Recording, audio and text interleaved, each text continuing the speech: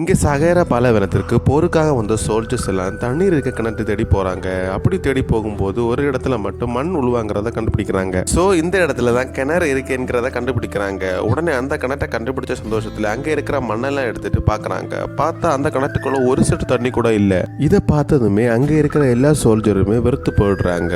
ஆனா அதுல ஒருத்தர் மட்டும் மனசை தளர விடாம உள்ள இறங்கி போய் பாக்குறாரு. அப்படி பார்க்கும்போது தான் தெரியுது ஒரு இடத்துல சுத்தி மட்டும் ஒரே ஈர ஸ்மெல்ல அடிக்குது. ஸோ இங்க கண்டிப்பா தண்ணி இருக்க வாய்ப்பு இருக்குன்னு சொல்லிட்டு அந்த இடத்துல தேடுறாரு. பார்த்தா இவரோட நம்பிக்கை வீண் போகாத மாதிரி அந்த இடத்துல சொட்டு சொட்டா தண்ணி சொட்டிக்கிட்டே இருக்கு. இதை பார்த்ததுமே கடவுளை நேர்ல பார்த்த அளவுக்கு சந்தோஷப்படுறாரு. உடனே இதை மேலே இருக்கிற சோல்ஜர் கிட்ட சொல்லி ஏதாவது பாத்திரத்தை தர சொல்றாரு. அந்த பாத்திரத்துல சொட்டு சொட்டா தண்ணியை சேர்த்து வச்சு மேலே இருக்கிறவங்களுக்கு அனுப்புறாரு. ஆனா மேலே இருக்கிறவங்க வாங்கி பார்த்தா அது இங்க இருக்கிற எல்லாருக்குமே பத்தாத மாதிரி தெரியுது. ஸோ எல்லாருமே ஒரு ரூபாய் மட்டும் குடிச்சு ஷேர் பண்ணி அங்க இருக்கிற எல்லாரோட தாகத்தையும் தீர்த்துக்கிறாங்க.